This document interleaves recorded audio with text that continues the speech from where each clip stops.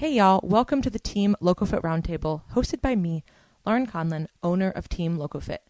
Each week, I am joined by one of our coaches to dive headfirst into the nutrition, training, mindset, and coaching strategies we use with our clients. If you loved the show, please subscribe, leave us a review, tell a friend, you know the drill. And for more information about coaching, the programs we offer, and additional content, visit teamlocofit.com.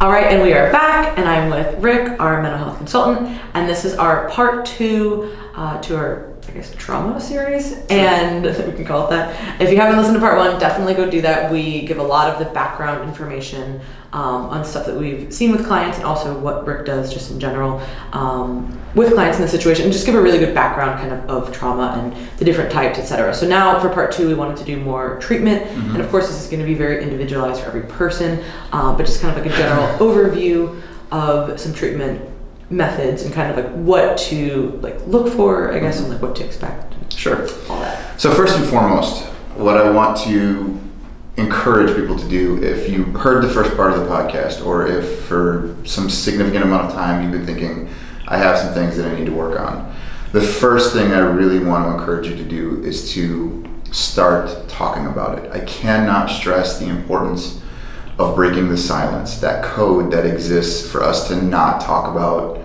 trauma, to not talk about our past, to not talk about that history.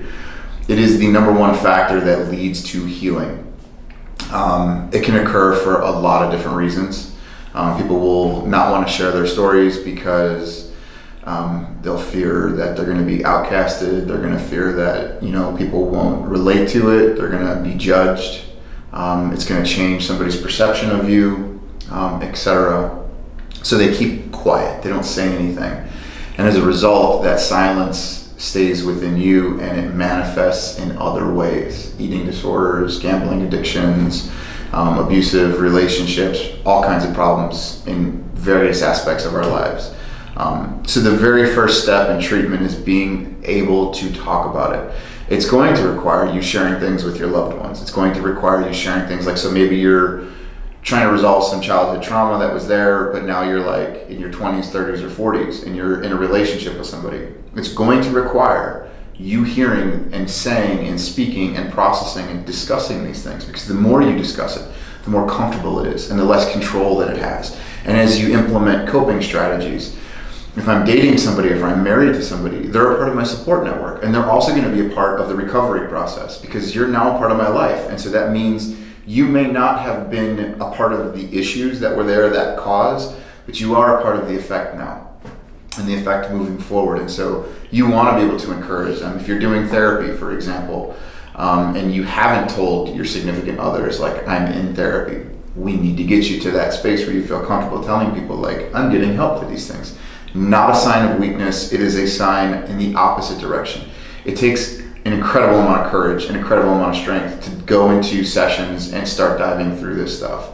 And so those of you who are listening to this thinking, well, my spouse or my significant other has these issues, understand what your role is going to be and be supportive, because you want to know what their triggers are. You want to know what is going to set them off, what some of their issues are, things to avoid saying, things to avoid doing, until they get to a space where they can manage these things, and that's just being sensitive. And so one of the movements right now in trauma really is what we call the trauma-informed care. And informed means to be informed, to provide the information, the knowledge, the awareness that something has taken place. And they love to define it, the opening line for it is, instead of saying what's wrong with you, it's taking the approach of what happened to you, right? And so there's a difference between the shame that kind of innately comes with that versus the latter is more welcoming, and it allows for conversation and it opens up dialogue. And I feel like you as a coach are probably stuck in this really weird space between God, I know something's there and I'm hearing some things, but now I have to refer out because I'm out of my scope. And what's that balance like? So I would say that the biggest thing is having, like I said, people kind of open up and explain what is going on, right? Mm-hmm. So a lot of times with coaching or check-ins or whatever, I'll start to see patterns, or people will start to kind of just drop little things, whether they know it or not, they just kind of start saying things. And part of, my role as a coach is to bring those things up, right? And yes, I am there nutrition coach, but I'm also, this is, their life, right? Like I'm a part of it and I want them to work through all these things. So I'm not going to step out of my scope, but I'm also not going to not address it, right? Like if somebody's repeatedly telling me things, I'm like, okay, maybe we need to like work on this or we need to address this. And so I kindly have to, in the right space at the right time, explain like, hey, this has been going on, like what's been happening here. And sometimes people will be like, hey, there's just stuff going on. I don't really want to talk about it right now, or I don't want to talk about it with you, but like this is happening. And that also like, hey, okay, I totally respect that too. Like I can't get into this, but for sometimes it's just about opening the conversation up to them and saying, hey, I've recognized that this has been happening. And sometimes it's just a miscommunication. So I do mostly online work. Sometimes, there's video, sometimes there's phone calls, but a lot of times it's going to require that to get through to the issue, right? Because I could be misinterpreting it also. And then I get on the phone with somebody, like that just happened today. Like there was miscommunication kind of on both of our ends. And then both of our, like the conversations we had together, like helped both sides, right? So it was just like a 15-minute talk and it just kind of cleared things up, and it was great. So sometimes it's just about we only got to that place because I was really pushing her and bringing things up that were uncomfortable, and then she was not explaining it properly, and then she was like, well, let's just do this. So sometimes it's just about bringing it up as a coach, and then if it's I don't call it an easy fix, but it might be something very minor, and we can just adjust kind of the stress perception, we can just adjust how someone's looking at it. Cool, we've addressed the issue, and now it's good. If it's a little bit deeper, that's when I'm like, hey, right, I'm going to refer you out because this is not something that I understand what's going on, but I can't fix this. What I like about that though is you're acknowledging it for them and you're validating it. And you're saying, all right, this did happen, this did occur. Like, yeah, this is an outside person saying, hey, maybe you might want to talk to somebody about this, or start to address some of these other things that are in your life. And that acknowledgement, that validation, it goes a long way in easing the burden to talk, right? Because we're just taught to shut our mouths, at early ages in our development. Like you look at like a 2-year-old or a 4-year-old, right? And they'll just spout their mouths off of anything. They're like, oh my God, look at that person over there. And why are they so gross? And you like, what do you do as a parent? You kind of like look at the kid and you're like, shh, that's not nice. Like keep that down.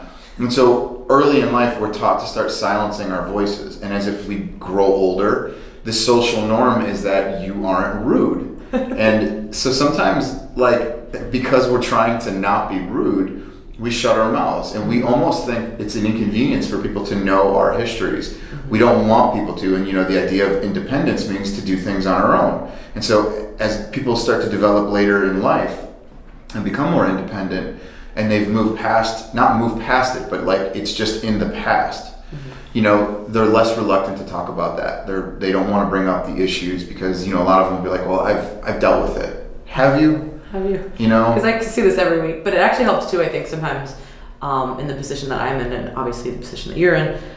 I'm close with my clients because it is a personal relationship, but I'm also not in their life. So sometimes it can help, I feel like, when I can bring it up, or I can at least acknowledge it, like, hey, like I keep seeing this pattern, or like, what's going on here? Because I'm not, in their friend circle or their families, or, living with them or whatever it be. So it's kind of better in that situation. And then I think sometimes like they take it more seriously because, if your significant other tells you something, you're like, yeah, fuck off, whatever. Like, sure, I have that issue. Okay. You just kind of like brush them, like, but if it's somebody else who like you're close with and like you respect and you have a great relationship with, and then they bring it up and you're like, oh, maybe that is what I'm doing. Maybe I should address this.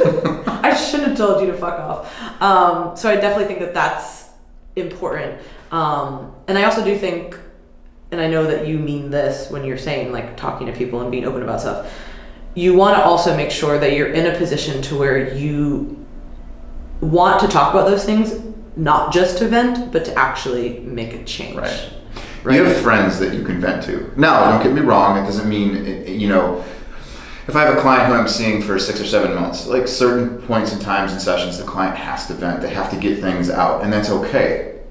As long as the therapist is maintaining really healthy boundaries and saying like, look, we got to make sure that this just doesn't become about venting. Yeah.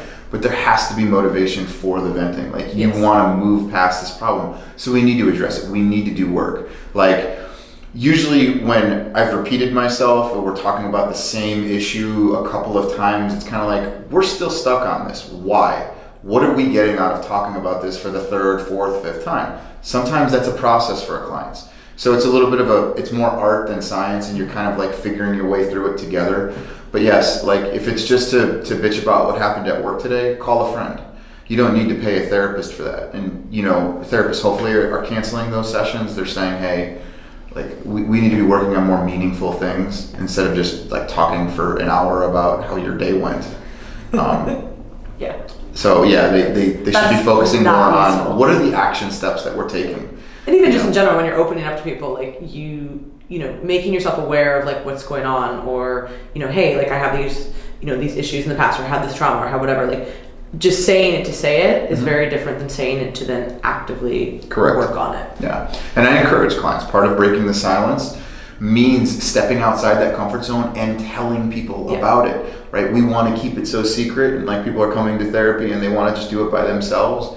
And you start to see when they get uncomfortable, and I'm like, okay, who are we going to tell about your trauma? Who's in your network, right? That could be a support for you. And I want us to step outside that network, because they've reached a space where it's like, all right, in telling other people, it will free the burden, and there's other people who can help hold us accountable and keep us responsible and can help create a more supportive network. And when I say supportive network, think of it like it takes a village. And just because you're an adult means you have to struggle with everything on your own. Wrong. That's why we're here. You have a therapist, you have a spouse, you have friends, you have family, you have friends at the gym, you have friends at your work, you know what I mean? Start utilizing those resources and you will see the dramatic effect. And people always want to help. I have yet to meet clients where, most people want to help, I should say that. There's some real dirtbags in the world who don't and won't care. And so there has to be some discrimination with who you tell.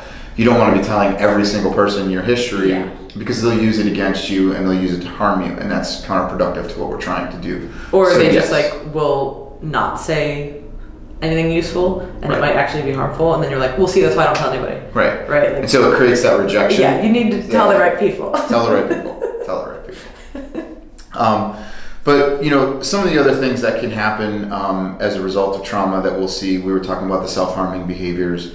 We'll also see altered states of consciousness can sometimes occur, difficulties in self-perception, perception of the way they view the perpetrator. So there's a lot of different things. And so we kind of wanted to focus a little bit more on treatment. And so let's look at treatment in terms of like 3 major phases for dealing with this. So like early stage treatment focuses on, and I've got some stuff here to help provide a better understanding of it. Number 1, we're going to help work on developing healthy boundaries. We want to do some safety planning. We might want to do assertiveness training, because assertiveness is the opposite of passivity, and that fight, flight, or freeze sometimes allows people to shut down. So assertiveness training and learning to voice your opinion and to speak things really helps. Self-nurturing, self-soothing, teaching people how to calm themselves down without vomiting, without overeating. Right? It's comfort food for a reason.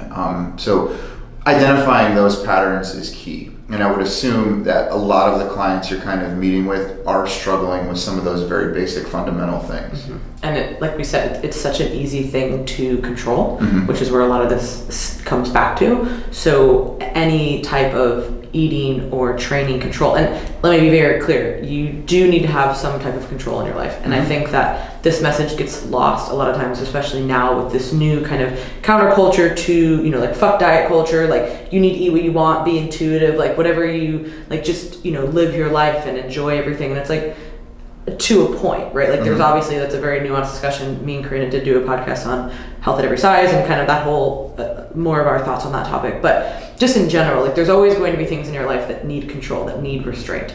And but it shouldn't be like, I have to have everything meticulously controlled. But the opposite of that is also just like extremely chaotic and impulsive. Like you don't need to be over there either. And that's actually where I find most people like go between, like they teeter between complete control or complete fucking chaos. And it's like, hey, those are the extremes. We really need to kind of be able to do both. And sure, like sometimes you're going to be in a situation where you need to control things more just based on everything else in your life going on. That's fine. Yeah. But you can have control in your life without it being like a disorder, right? And then the same time, like you can have times where it's like, hey, things are more impulsive, things are more like just relaxed, like that's also fine. Like there's more flexibility in my life, cool. But you need to be able to go between the two. And that really is an art. And it's like, there is like, yes, the science is pretty clear that the people who do the best have a flexible mindset with really everything, but like how you achieve that and like how you go between those things is so challenging. And I would say that, yeah, most clients are going to be on either of those ends, or really they just kind of oscillate between the two ends. And the thing that I hear probably the most is, so say somebody has had some negative patterns, right? Whether it is stemming from trauma, usually it is, and then that has played out now over their life with food, relationships, self-image, self-esteem, whatever it might be. There's going to be some type of trigger. Hey, I went to this weekend and these people were here. They're better than me. I went on this trip and, I always have these triggers when I'm traveling, or whatever it might be. And people get into these situations and then they fail, right? Like they go back, they revert to their old habits, even though they told themselves for the millionth time, I wouldn't do it.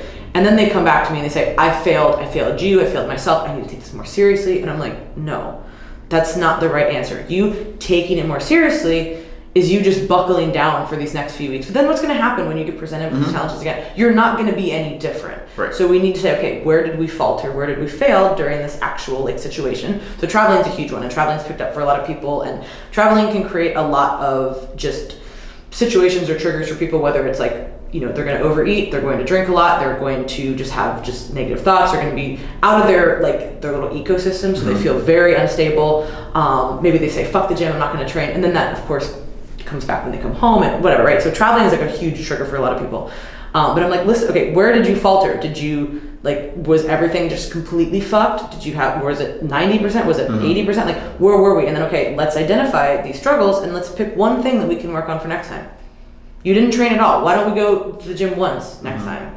Okay, and that's still not perfect, but you can't expect to double down on your behaviors when you're home. And then when you go and you're in a different system again, you're going to operate perfectly. You're just not.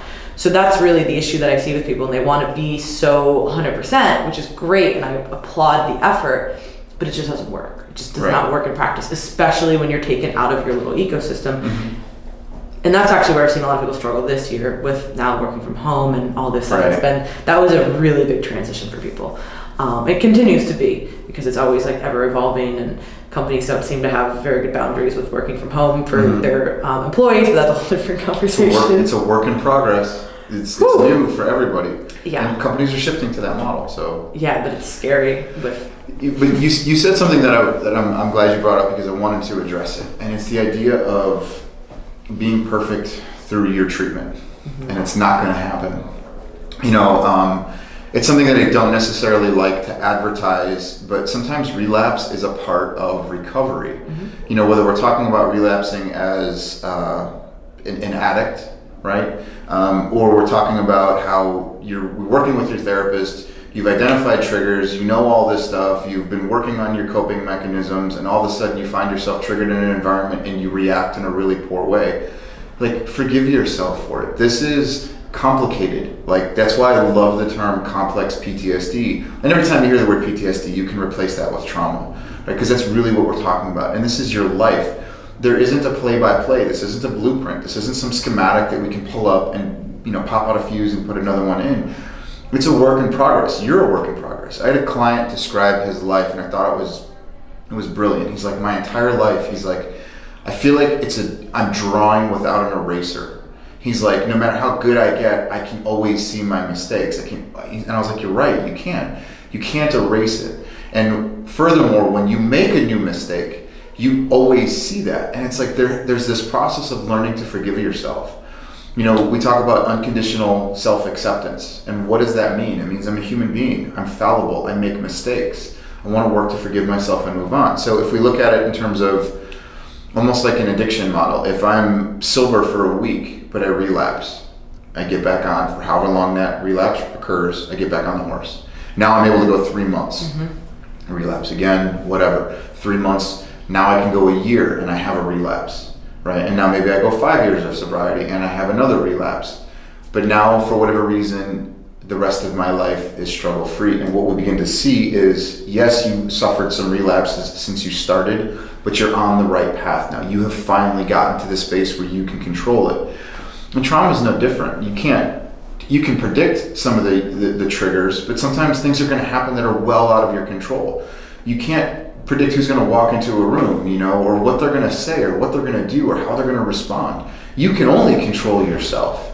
And so sometimes it's the idea of being able to accept what is out of your control versus what is within it. And to know that you just need to give yourself a break. It's okay that you reacted in an unhealthy way. It's okay that you didn't utilize the plan or the strategy that we had developed in sessions together. Like, give yourself a break. You're a human. It's okay. Like, it is okay to make that mistake. And I think people need that message sometimes. Yeah, and like you said, you don't really want to advertise that because it's something that you're like, well, hey, I know exactly what you're saying. They use it to their advantage. They're like, well, I can fuck around, yeah, I can do this, I can do whatever, and it's okay because relapse is a part of recovery. Like, no, I didn't say that. It's not my message. Not what I said. Don't twist my words. Exactly. But I think it's so important because, like, say somebody's been dealing with whatever it is for 10 years. Like, why do you expect in 3 months for this to be different? Like, it's physically not possible. No matter what you're trying to change, no matter what you're trying to overcome, it could be something very, very small or it could be something very complex and vast. It's not going to change in several months, maybe even a year, maybe even several years. Like, you need to look at it, okay, like, how long did this take for me to get here? I didn't get here overnight. I'm not going to fix this overnight. And I get it. Like, we're all very, like, we want things now. We're very, like, that is like just ingrained in our culture, and just in general, like with our brains, like that's what we want. Like, we want things immediate, but it's not going to work like that, especially as things have kind of like devolved over the past 10 years. Now you need to just pick up those pieces and expecting, like I always like to say, like when I do this in talks, like it's trial by fire, because the work that I do with clients, which seems so small and insignificant, like, hey, go have an untracked dinner. Like, let's go do that without it being like completely perfect or completely off the rails. And that seems so obvious and simple to a lot of people, but it's not. And I try to explain to people, like, this is going to be trial by fire. This is not going to be easy. This is not going to be something that you do the first week and you get it. And maybe you do get it the first week, but then the next 2 weeks are a fucking disaster. Cool. That's fine. We got to figure it out. We're going to adjust things. We're going to move forward. But then maybe in a year we can look up and be like, wow, like I did some really good work. Right. And now I can actually do this totally fine. Yes. And that's developing the resiliency within yourself. Yeah. You know, so yeah, we don't want to use it as an excuse. No. But so don't take that soundbite and run with it. But. So that early stage, that stage 1 of treatment, really is going to focus, you know, again on boundaries, safety planning, assertiveness, self-nurturing, self-soothing, coping mechanisms. You know, and obviously, if a person is in this space where they are experiencing flashbacks or dissociative episodes, you know, we want to be addressing those things. And also semantic complaints and medical issues, sometimes utilizing doctors and physicians, it's a necessary part of it. And so we kind of get to that space, and once we've got a good firm handle on that, we're going to move really into stage 2, which is kind of like reworking and revisiting the trauma. And this is a really important stage for a lot of reasons. Number one, you need to be in a safe space to do this. We want to make sure you have safe people around you. And many times, this is where the therapy stops for people, right? They get to phase 1. Phase 1 is cool. I can set boundaries. I can do assertiveness training. I've got some coping skills. What, you know, to go back through this and relive and rework. It's not necessarily reliving it, but we are going to revisit it. And this is where having a person who is well-trained and well-versed in trauma, who knows where and when and how to push you, who knows what the boundaries are going to be, so that you're safe. And there's a lot of different ways to do this. You could do like psychodrama. And psychodrama is not something that I do, you know, but it's like play reenactment where they like write scripts and they, you know, they'll, you know, doing it in a group setting and like they'll dress up in costumes where one person will mimic their father and it's like, well, what did dad say and how did this make you feel? And they'll rewrite the script to where he says what he was supposed to say. And so you get these nurturing things, and for some people it can seem way over the top and extra and they're like, I just can't connect with that. Other times we need to do trauma narratives where we're explaining and working through it. EMDR if you're having trouble with like flashbacks and things. So there's a lot of different ways to go through these messages, but essentially what we're doing is we're going to revisit and we're going to rework the trauma so that we can put it in a place that is safe, that makes sense, that helps bring stability back to something that was unstable or initially stabilize it. And this is work. This is difficult because it brings up memories, it brings up emotions. This is when most people hit that avoidance button and, you know, I begin to see, well, I'll call you at the end of the month. You know, or you know what, money's gotten tight right now, Rick, and we'll just, you know, whatever the excuse has come up, some of it can be very valid. I'm not saying that it's not, and I get it, money is expensive, you know, or therapy can be expensive. But it's generally the one space that we begin to see the most, that I have seen the most pushback. Mm-hmm. Yeah, I mean, and that's anytime that you're really challenging people, like it's all, like you can be all talk, like, and that's great, you know what I mean? And you say you want to change things, you say you want to do this hard work, but then when you do get exposed to it, like head on, it feels very uncomfortable, and that's when we want to go back to what is comforting. So whatever outlet that is for us, that's what people go back to. Well, and we want to make sure that they have a strong base, because what we're essentially doing is trauma work can be very destabilizing, right? And we just spent the whole first podcast talking about instability, and so I'm finally feeling stable and good, and now you want to alter that, or the potential to alter that, and so that's scary for people. The first few months of working with somebody, I'm not going to be like, hey, we're going to completely change all of these things. Like, I'm not going to do that to somebody, because it is very, destabilizing. So maybe it's like a small, like little, like, hey, let's do these little tiny things, right? Like, and then eventually, like, these challenges present themselves, and then we can kind of go more full force into them. But yeah, you really have to have a good base before it's like, all right, let's take this leap, because that is where you're going to lose people. And if you say, like, in the the first few sessions, or like for me, like the first few weeks, you bring all these things up, people are kind of like, bye. Like, this was cool, but not really. Too much too soon. Yeah. And you can do that. You can push people away by doing too much too soon. And that's part of what I actually enjoy working with, some of the clients that we share, is I'm like, I know on one hand they're getting this other side, they're getting nutrition, they're getting diet, they're getting exercise, they're getting a much more holistic approach. You're paying attention to their sleep patterns. Like, so Google ways to manage anxiety, right? And what's going to come up, like the first 5 things have absolutely nothing to do with mental health, but physical health. Like, monitor your sleep, control your diet, exercise more. Like, there's 3 things that are on every mental health person's list. And so I feel even a little bit more hopeful for some of the clients that have you in their life, because, or your coaches or your team, because it's like, all right, I know that they're being approached from a holistic perspective. And I mean that, like, from the entirety of their situation. We're starting to address their mental health, and I'm assessing their other support network. What's the relationship like with their parents, their siblings, their brothers? Who are their natural support systems that they can turn to?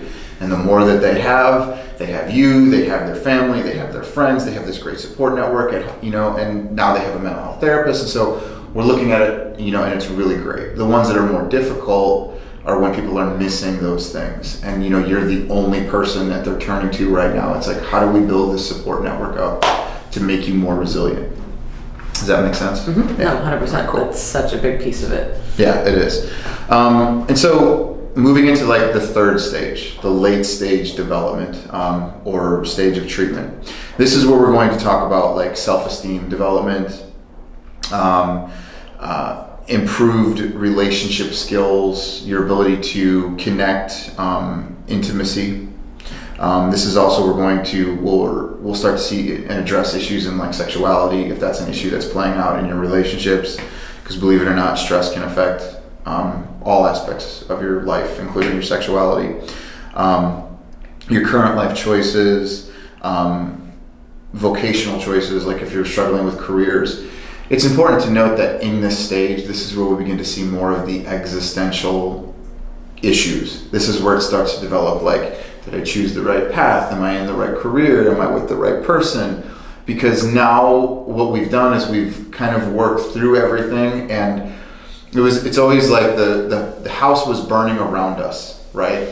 And so now we're in a different house, right? We've built a new space for ourselves, and it's no longer on fire. And so it's really easy to go from crisis to crisis, because if you're only putting out fires, you never have time to fix anything, right? You don't have time to build a structure. You're not going to worry about fixing the plumbing on the 2nd level when the kitchen's on fire, right? You're forget the plumbing, we've got to put out the fire. And that's what traumatic people do when throughout living their lives, they just move from fire to fire, fire to fire, and they never get a chance to build. Well, now we finally put out the fire. We've reworked it. We've developed a sense of stability, and it makes sense, and we're not being dominated by these issues anymore. Well, now we have to deal with these other things. And this is did I choose the right career? My relationship with my husband or wife, what does it mean? Where am I? So this is the phase where a lot of existential things come in. And so we start doing more self-actualizing activities. We start working on ways to improve self-esteem, and to bring the client 360. And this can be a stage that is done with a therapist. This is also where therapy can begin to taper off sometimes, and people are left to kind of find some of this stuff. But, a lot of my clients will choose to stick around in this phase. They have better success with it when they have people to bounce ideas off of, pros and cons, and is this beneficial, but they possess the ability to know, like, am I avoiding this because of this, and so now you start to see all of it come full circle, and it's really great when that happens.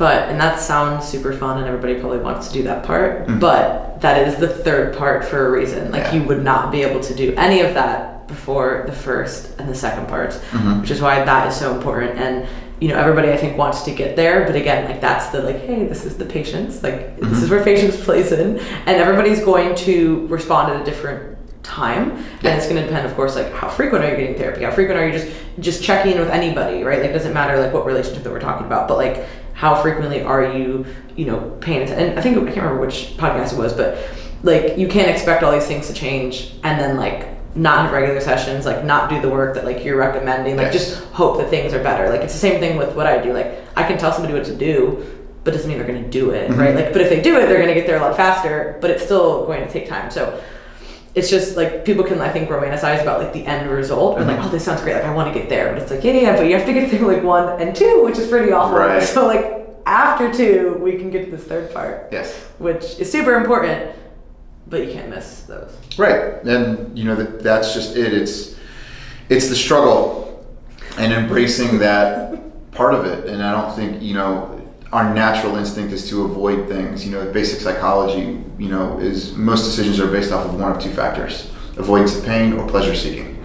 And it's always nicer to have things that bring pleasure. And so we go great lengths to avoid pain in our lives. And revisiting trauma work is painful. It's hard for us, it's hard for the people that are around us. It can alter our sense of safety, our stability, who we are even, or who we have been, being a 35-year-old person who's, like, suddenly hitting their trauma work, and now they're like, well, who the hell am I, and why did I do these things, and where do I go from here, is a really challenging question. It sounds great, it can be very poetic, when people talk about it and they idealize it and romanticize it, but it's like, it's also really scary.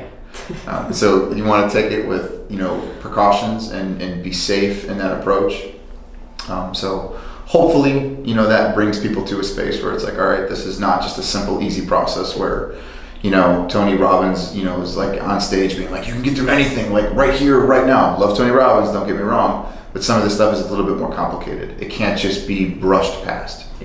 And anything that you're going to feel from that type of environment is great initially. You know what I mean? Like, it's very rah-rah, it's very, like, empowering, motivating, whatever words you want to use. Walk on the coals. Like, you feel so great, yeah. But then all of that work is still there. You know what I mean? Like, and it's the same way that when you're going from either of those extremes, I think that's why people gravitate towards them, at least that's what I do. Like, you feel good doing either of those, whether it's, like, doesn't matter if we know that it's good or it's bad, we still like those extremes because they are more comfortable. Sure. So that, like, using that as an example, like, that's a huge extreme, that's a huge up, like, it's a huge boost of dopamine, whatever it might be. Like, people want to feel that way, but that doesn't mean all this is, like, resolved. You're still going to wake up 3 days later and be like, fuck, my life sucks. You know what I mean? Like, that's still going to be there. Everywhere I go, there I am. Like, I can't avoid it. So you have, to deal with it is essential to change.